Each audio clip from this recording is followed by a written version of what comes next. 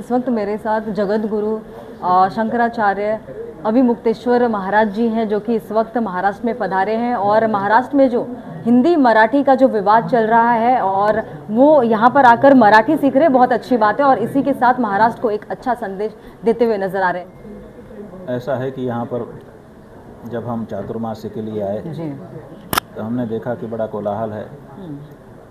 मराठी भाषा के बारे में विवाद शुरू हो रहा है।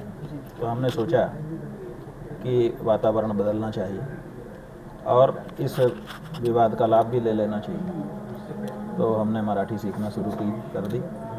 अच्छा लग रहा है। तो महाराज जी, यहाँ पे जिस हिसाब से राजनीति करने के लिए जनता से जुड़े हुए इतने सारे मुद्दे हैं, लेकिन पॉलिटिशियंस वो नहीं उठा के कहीं ना कहीं मराठी भाषा या हिंदी भाषा को सामने लाए।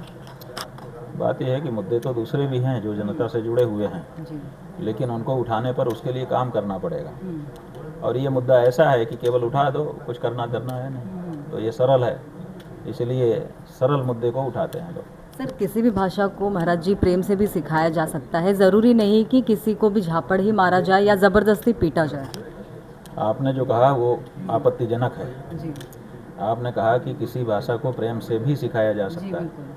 हमारा ये कहना है कि ये गलत बात है। प्रेम से भी नहीं, प्रेम से ही सिखाया जा सकता है। मार मार के किसी को कोई भाषा नहीं सिखा सकता। अब ये तो हम कैसे कह दें। कोशिश हमारी यही है कि जितने दिन यहाँ हैं उतने दिन में कुछ पकड़ लें। बाकी तो भाषा जो है वो ऐसी वस्तु है कि पूरे जीवन उसको सीखते रहो। जी, अनंतता होती है। तो पूरे जीवन भी सीखते हैं लोग, फिर भी सीख नहीं पाते। अंतिम में कहते हैं कि हम कुछ समझ पाए। तो इसलिए ये तो कह देना सही नहीं होगा कि हम बहुत जल्दी सीख जाएंगे। लेकिन एक संस्कार हमारा अगर मराठी का बन गया तो वो हमारे काम आएगा और हम अपने अन्यत्र रह करके भी मराठी भाषा की अपने ज्ञान को और गहरा बना सकेंगे।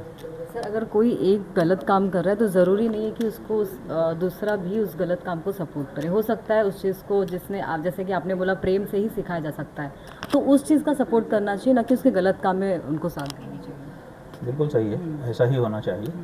व्यक्ति को अपने विवेक का परिचय देना चाहिए और विवेक शक्ति का उपयोग करते हुए जब भी कोई बात आए, हमारा करीबी से करीबी व्यक्ति अगर गलत कर रहा है तो हमको उसको रोकने के लिए खड़ा होना चाहिए।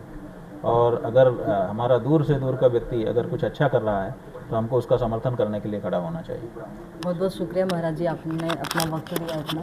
तो ये हमारे साथ शंकराचार्य अभिमुक्तेश्वर महाराज जी थे, जो कि जिन्होंने साफ तौर पे कह दिया कि यहाँ पर वो आए तो अपनी इच्छानुसार मराठी सीख रहे और प्रेम से ही कोई भी भाषा सीखा जा सकता है, जिस तरीके से वो सीखते हुए नजर आ रहे हैं। फिलहाल के लिए इतना ही।